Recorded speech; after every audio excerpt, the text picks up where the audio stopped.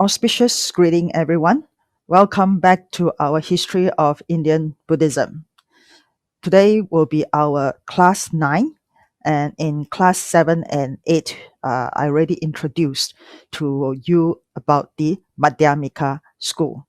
And start from today, we will have 2 classes to talk about another important school in history of Indian Buddhism, which is the Yogacara school. And this Yogacara school mainly talks about the function of mind. And I have to say that this is not an easy school to understand because for the Yogacara, they really dig into the mind and try to explore function of mind into detail.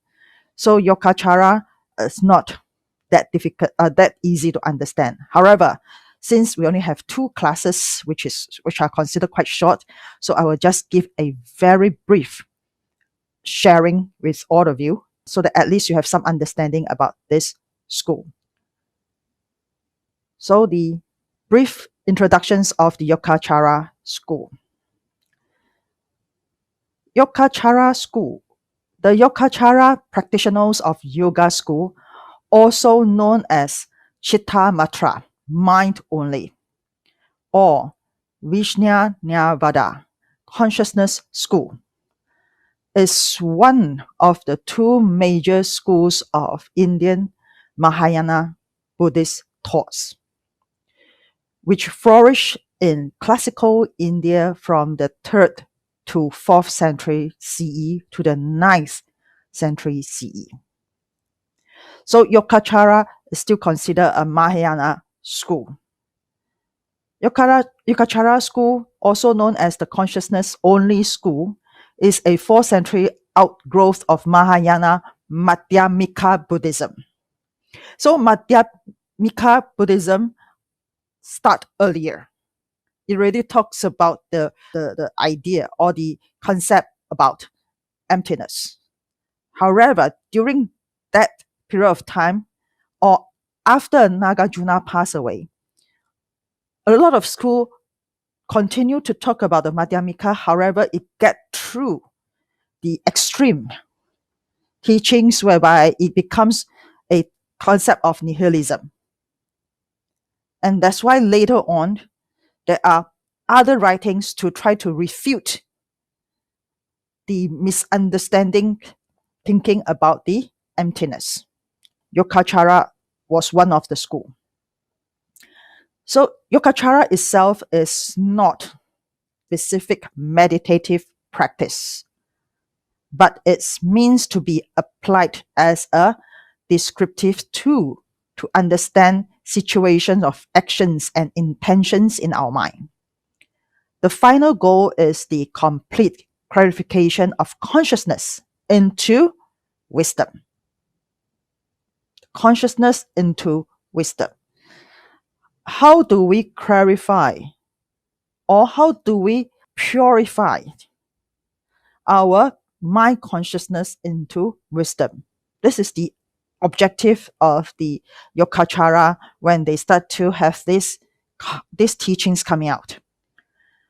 Yogacara focus on the processes involved in cognition in order to overcome the ignorance that prevent one from attaining liberations from the karmic round of birth and death.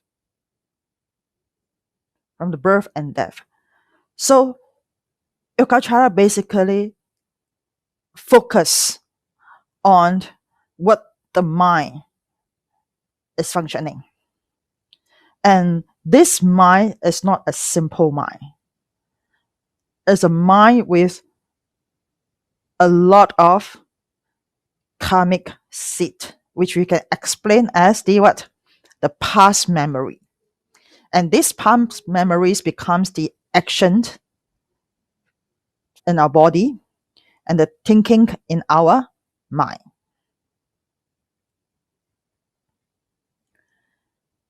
Yogacara consider enlightenment a state of true suchness or thusness, meaning that it is the ultimate nature of all beings.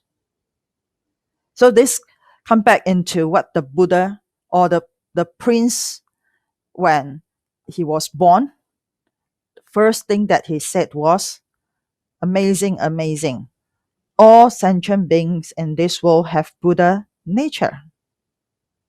Have Buddha nature, which means that all sentient beings are able to enlighten. In reality, enlightenment is the only truly existent state. So Yogacara is trying to go back to the Buddha's time and try to tell people is that ultimate purpose of learning the Dharma is to be able to attain enlightenment and reach to the shore of liberations from the circle of birth and death. In the perfect clarity of enlightenment, there is total awareness and complete understanding. So here means that in order to reach into the perfect enlightenment, ultimate enlightenment, a person has to have a total awareness of what he himself is thinking and have a complete understanding of the truth of this phenomenal world and the non-phenomenal world. So the awareness is a complete type of awareness whereby this person able to see through the conventional truth and the ultimate truth. There is no discrimination between inside and outside. So this is the middle path, or internal and external. In enlightenment, there is only the singular total truth of unity, which subsumed the I of the ego differentiate self. So in here is actually telling us is that there's no such things inside and outside, or external or internal, or you and I. Everybody in a way are in the equal form. Equal form. And from enlightenment from here, so it will become a truth unity. So since we have this unity among all beings, then where this I of this ego self comes from?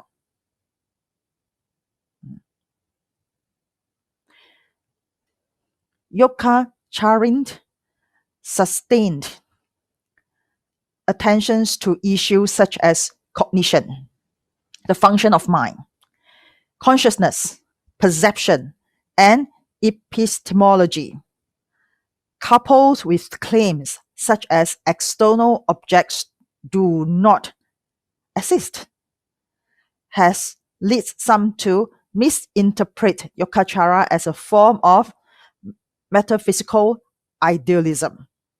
So the Buddha's teachings are very direct and very clear to us, especially when he talks about the three dharma self. Everything in this world are impermanent, and there's no self. This already show to us that everything change, and that's why the nature is empty, sunyata. However, unfortunately, people misunderstood about this and become nihilism. So that even our mind are empty. So people are not thinking anything. And they thought that this is the ultimate teachings.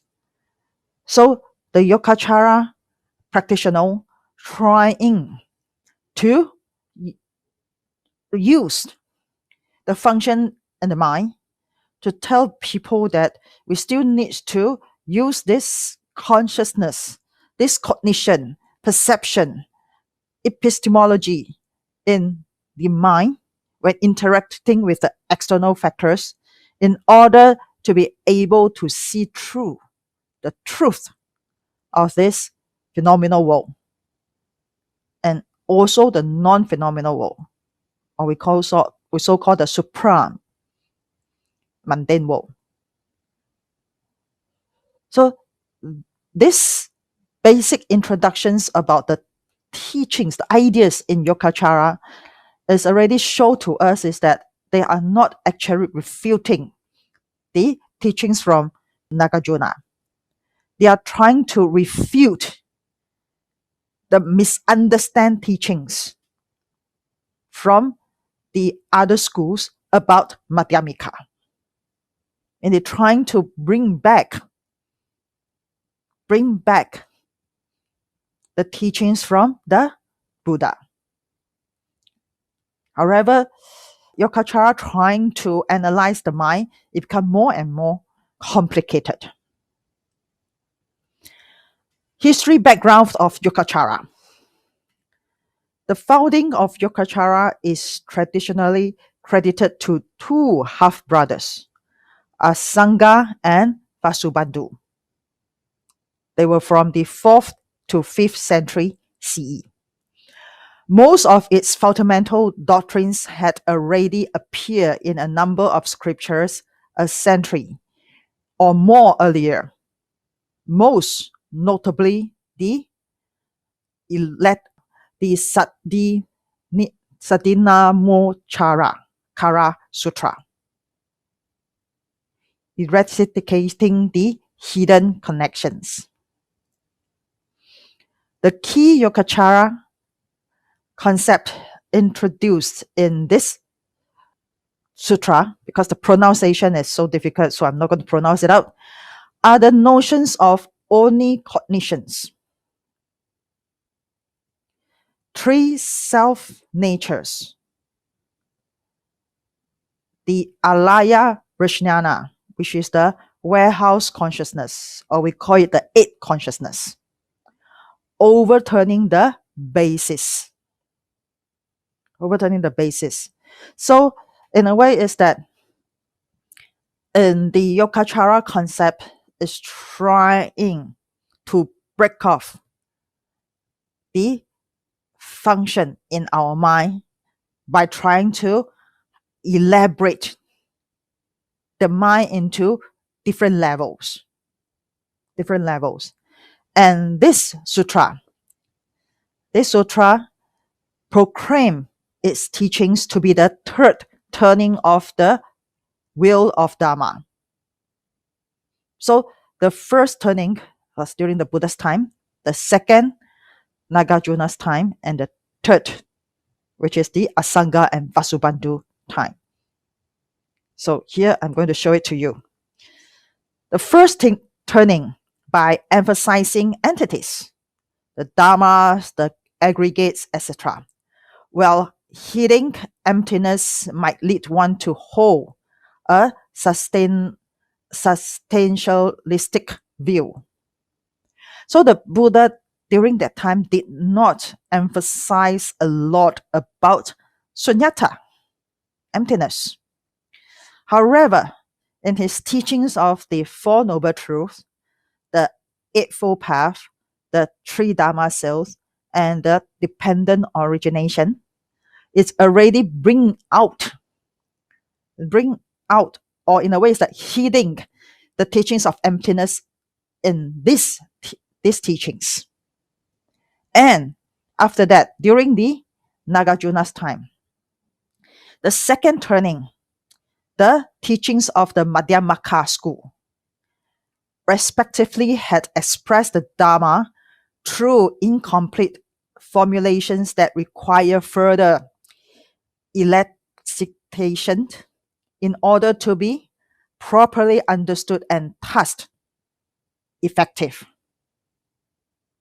So the Madhyamaka school trying to elaborate to the people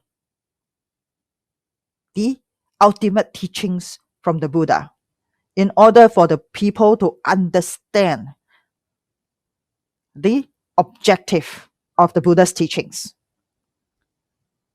And they want to make it more effective for the students or the practitioner to understand in order to liberate out from the circle of birth and death. Unfortunately, humans like to think a lot and ends up misinterpret the teachings. So a lot of debate, a lot of school established, a lot of school distinguished, a lot of school disappeared, and schools established again, and a lot of debate during that time to argue about their understanding of the Dharma. And due to this reason, the third turning was a middle way between this extreme that finally make everything explicit. The Yogacarin embarked on a massive systematic synthesis of all the Buddhist teachings that had preceded them, scrutinizing and evaluating them down to the most trivial details in an attempt to formulate the definitive Buddhist teachings. Again, the passion is very simple, trying to clarify the misunderstanding of the teachings from the Buddha. However, when we start to clarify things, try to make it systematic, wordings get more and more, and things get more very complicated and even more difficult for people to understand. So just imagine during the Buddha's time, his teachings were very simple. Four Noble Truths, Eightfold Path, Three Dharma Seal, Dependent Origination. Cover most of the things. Unfortunately, those monastic or the Sangha 100 years later, 1,000 years later, they couldn't understand. So they get off the path, get off from the Eightfold Path, they get off from the Dharma path and start to debate on the Dharma that they interpret, and ends up many schools established, many debate among schools.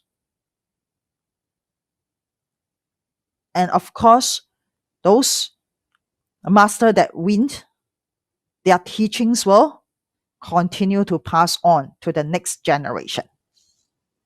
So this is something that in the history of Buddhism, there are three turning of the Dharma. Of course, in Tibetan Buddhism, they also have this concept of turning of the Dharma wheel in Tibet, which I'm not going to talk about this in the class here. And now we move on to the founder of Yogacara school. They are Asanga and Vasubandhu. So the Madhyamaka school is Nagarjuna, and in the Yogacara schools, Asanga and Vasubandhu. Two persons. Asanga was born as the son of the Kshatriya father and Brahmin mother in Purusapura, present day of this in Pakistan, this place in Pakistan, which at that time was part of the ancient kingdom of Gandhara. Current scholarship placed him in the 4th century CE. Placed Asanga in the 4th century CE. Originally, he may have been a member of the Mahisangsaka school of the Mula Sarvastivada school, but later convert to Mahayana. So he was trained in the Sarvastiva Da school. Remember, we talked about the elder monastic and the great Sangha group. So he belongs to the Sarvastivadin or the Sarvastivada group, which is the elder group or the orthodox school. Asanga spent many years in serious meditation and study under various teachers. But according to the narrative of the 6th century CE, monk Paramatha was increasingly unsatisfied with his understanding of his practice of meditation and from his various teachers. So Paramatha then recounted how he used his meditative power to travel to the Tushita heaven to receive teachings from the Bodhisattva Maitreya on emptiness, and how he continued to travel there to receive further teachings from Maitreya Bodhisattva on the Mahayana Sutra.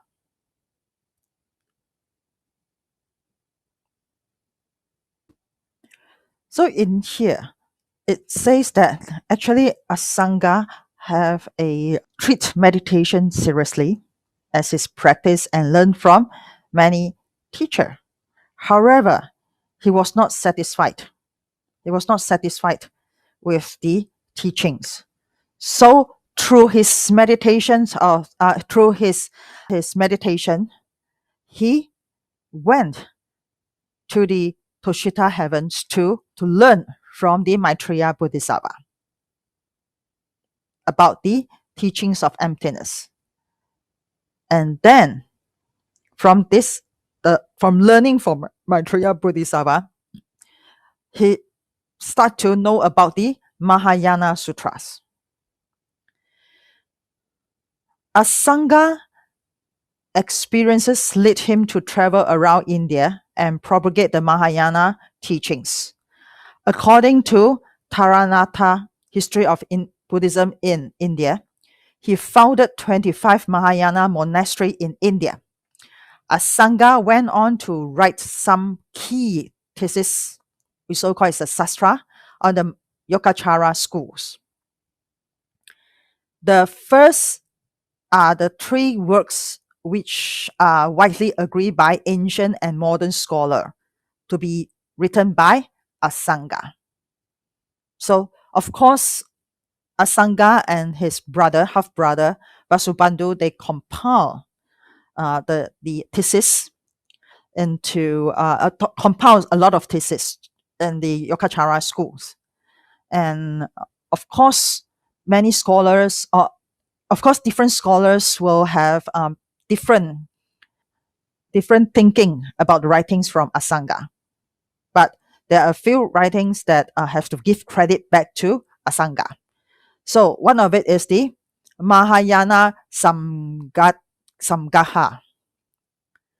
So summary of the Great Vehicle, a systematic expositions of the major tenets of the Yogacara school in 10 chapters. Abhidhamma Samuccaya, a short summary of the main Mahayana Abhidhamma doctrine. Remember, Abhidhamma actually is the sastra, like the dissertation, in a traditional Buddhist Abhidhamma style, similar to non-Mahayana expositions. So he still, at that time, his writing still have some elements or the style in a Abhidhamma way, trying to analyze to very detailed wordings. And the other one is the Xian Yang Shen Jiao Lun, Chinese text, variously retranslated into Sanskrit as this, and this. A work strongly based on the Yogacara Bhumi. This is very important. Any of the people would like to study about Yogacara school have to read this Yogacara Bhumi. this Yogacara Bhumi, only available in Xuanzhuang Chinese translation, but parallel Sanskrit passages can be found in the Yogacara Bhumi. The translator Xuanzhuang, Master Xuanzhuang, brought this Yogacara Bhumi back to the soil of Chinese and then translated out into classical Chinese. So this is Asanga.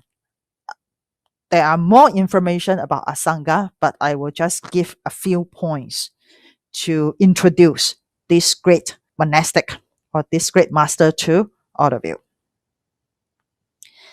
The other person, Vasubandhu, half brother of Asanga. Vasubandhu was a prominent Buddhist teacher and one of the most important figures in the development of the Mahayana Buddhism in India. There's some mistake here.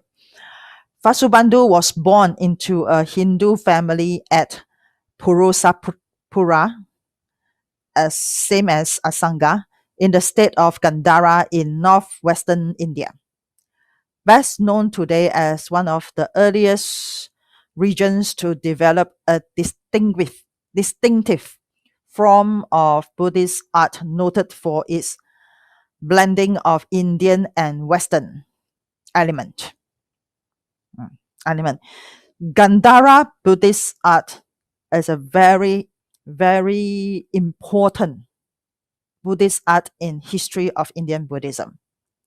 In order to really understand about the history of Indian Buddhism, that person needs to understand about the Buddhist art in Gandhara during the Gandhara's time.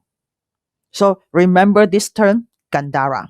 At Vasubandhu's time, the dominant Buddhist school in Gandhara was the Vaibhashika, also a Sarvastivada school, so-called the elderly school, orthodox school, because its main text was the Mahavibhasa, a huge Sarvastivadin Abhidhamma thesis spelling out their positions on Buddhist classificatory segma. Vasubandhu studied this school and then traveled to the headquarters of the Orthodox branch in Kashmir, studying with the leading teachers there.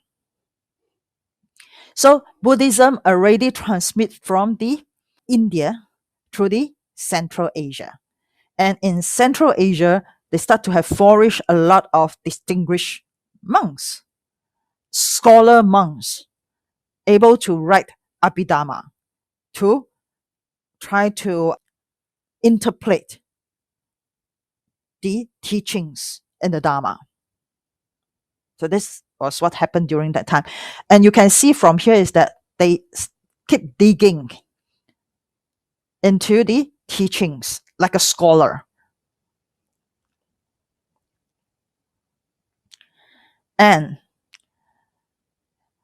according to the traditions, during the day, he would lecture on Vaibhashika doctrine, and in the evening, distill the day's lecture into a verse. When collected together, the 600 plus verses gave a thorough summary of the entire system. He entitled this work Abhidhamma Ghosha. So Abhidhamma Ghosha is one of the important Buddhist Abhidhamma. However, this Abhidhamma basically is like a encyclopedia whereby it's not just teaching the teachings of in the Buddhism, but it also talks about the thinking of the Indian people and the Central Asian people about this phenomenal world. So again, this Abhidhamma Ghosha in a way, is called the earliest encyclopedia in the Buddhist text. Vasubandhu was a prominent Buddhist teacher and one of the most important figures in the development of Mahayana Buddhism in India. Though he is particularly admired by later Buddhists as a co-founders of the Yogacara school, along with his half-brother Asanga. His pre-Yogacara works such as the Abhidhamma Ghosha and his auto commentary, Abhidhamma Ghosha Vishaya, on it, and consider masterpiece. He wrote commentaries on many sastras, works on logic, devotional poetry, works on Abhidhamma classification, as well as original and innovative philosophical theses. Some of his writing have survived in their original Sanskrit form, but many other, particularly his commentaries, are extant only in their Chinese or Tibetan translation. The reason is because a lot of his writing were placed in Nalanda University, and through the invasion of the Islamic soldier, they burned the Nalanda University, and a lot of the Buddhist texts, sutras, commentaries were burned during that time. So those that still remained, some of them are just part and pieces. And from here you can see that Vasubandhu is not just a Buddhist teacher. He's also a person that have a lot of knowledge in different things. And he don't just teach about the teachings in Buddhism. He also teach about poems, about the logical thinking, a lot of things. So he was considered an amazing professor during that time. So we have another brief introduction about the founder of Yogacara, Vasubandhu. And now we talk about the translator of Yogacara in China, Master Xuanzhuang. Since our temple is a Chinese Buddhist temple, so I have to mention about the translator that translate the text from Yogacara to the classical Chinese wordings. Venerable Xuanzhuang, as a famous Chinese Buddhist monk, scholars, traveler, and translator who travel on foot from China to India in the early Tang period and study at the great Nalanda monastery. When he returned, he brought with him some 657 Sanskrit texts, perhaps even more than that. With the emperor's support, he set up a large translation bureau in Chang'an, present-day Xi'an, drawing students and collaborators from all over East Asia to do the translation.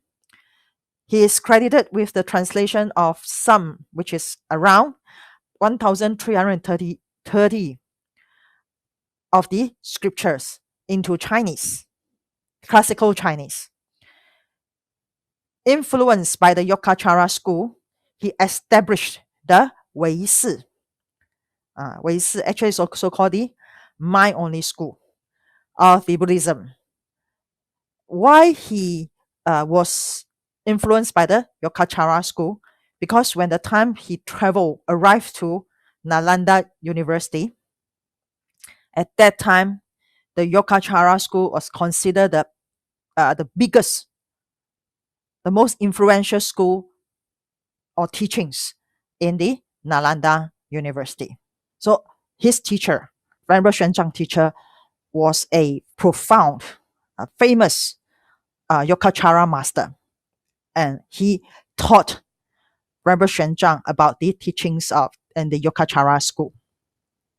So through this Rebbe Xuanzang, the mind only school flourished from only a short time. Its theories regarding perception, consciousness, karma, and rebirth found their ways into doctrines of other, more successful schools. What it means here is that it starts from, he established this school called Wei Si. However, it did not last for long. But these teachings start to spread out. The teachings of this perception, cognition, consciousness, karma, and rebirth actually spread into different other schools, and these other schools flourished during the Tang Dynasty and also after the Tang Dynasty. And also, this Wei Shi school transmitted to Japan and Korea. So, the major texts in Yogacara.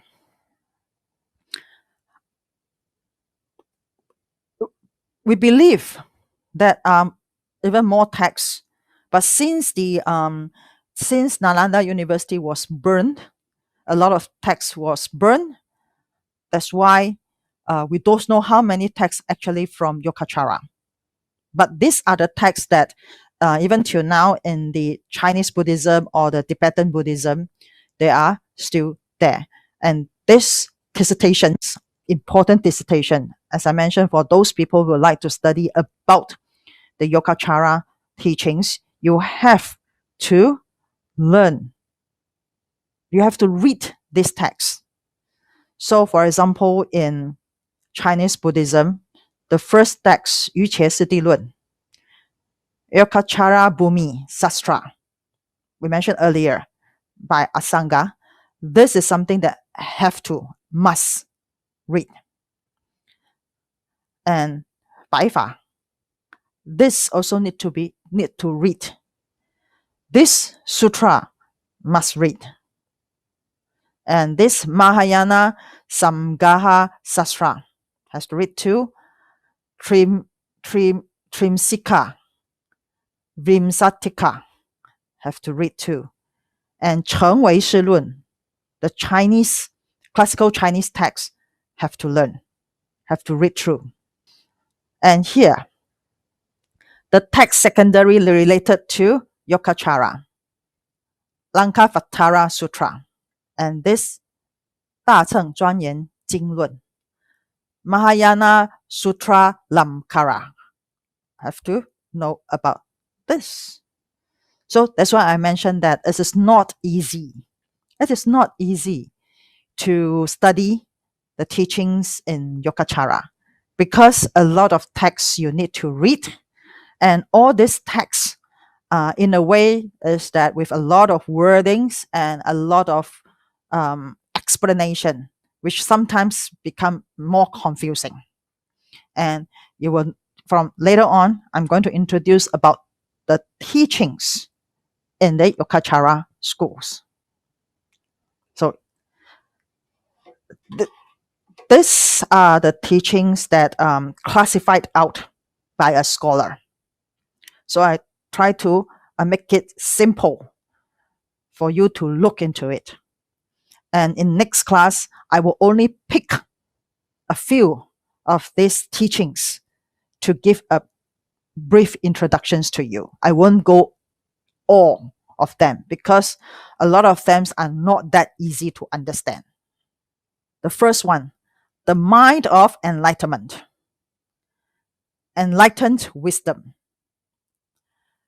three Buddhic bodies, three wisdom, consciousness, karma, dharmas, 8 consciousness, 7 consciousness, 6 consciousness. You might be wondering is that there's already a consciousness here. Why there's a consciousness 6, 7, and 8 consciousness? So this consciousness and these 3 consciousness, are they the same? And 6, 7, and 8, what are these consciousness? 3 modes of knowledge, three kinds of states: perceptual consciousness, another consciousness, three natures, 6 levels of existence, 3 realms, 9 grounds, 3 kinds of feeling, 3 moral natures. The process of consciousness, types of attachments to self, 5-stage path. There should be even more. But of course, different people classify the teachings in different ways, trying to explain to people, to let people understand. But when we try to break it down and try to explain it out, sometimes it becomes even more complicated. So this is the reason why Yogacara school is not easy to understand. And you can see that in here. Consciousness mentioned many times. 5 consciousness, on point 5 consciousness, 8 consciousness, 9 7 consciousness, 10 6 consciousness, perceptual consciousness, the process of consciousness. So in this school, it basically talks about the function in this mind. The function in this mind. And how this function in this mind influence our life. How it influence our life. And most important is that when we study about this Yogacara school, will it be able to help us to live a more peaceful, lesser defilement life?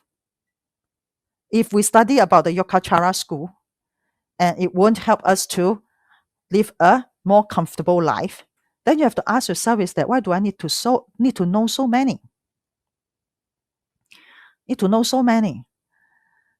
So again, in this class, I gave a very, very, very brief informations about the Yogacara school. We have not touched on the teachings yet. But from the my sharing with all of you, you will realize something is that Buddhism, from the Buddha's time, and then they start to change. They start to evolve a few hundred years into different ways. Schools established, get more and more scholarly type of Sangha order. And you realize something is that you really you will find that those monastic during that time focused on studying on the sutra, trying to understand it, interpret it, elaborate it. And ends up is that they have to spend a lot of time in the monastery to do research. And if it ends up in this way, so who will go out to share the Dharma with the people? Who will be helping those people when they need help, spiritual help? Monks were too busy doing research, studying. And since they need to do research and studying, and they have a monastery, definitely they will have people doing the food offering and also getting support from the king. And ends up is that monastic start to change in a way is that they stay inside the monastery rather than go out like the Buddha, travel around to talk to different people. That's why somebody asked me is that how come Buddhism disappeared in India? Of course, there are many reasons. There are many reasons. It's not just because of the Sangha. But the Sangha is one of the reasons that caused the decline of Buddhism in India. Caused the decline. And of course, the invasions of the Muslim to India, and they start to destroy Hinduism and Buddhism, is one of the main cause that caused Buddhism to disappear in India. But you can see that Hinduism also get attacked by the Muslim, but Hinduism still remained in India. And why Buddhism disappeared? Because Hinduism preach their teachings to the people. They stay with the people. People visit their temple, praying, and the priests do what? Praying for them. As for the Sangha, or the monks in the Buddhist order or the Sangha order, a lot of them do research. They did not interact so much with the people. And that's why when they stay in that monastery, they get killed, or everybody get killed. That's the reason why humanistic Buddhism is so important, is that we need to step out. We need to interact with the people. With people. We don't just stay in the temple and do research, because people needs help. And that's the purpose of having these teachings from the Buddha. Buddha don't do research. Buddha, he walk out and help people. So today we will have this brief introduction, and next class we will have a brief introduction on the teachings in the Yogacara, and next class will be the last class. So I hope to receive some of the questions from the students, whereby I can answer your questions. So thank you very much, and I will see you next class. Amitofo.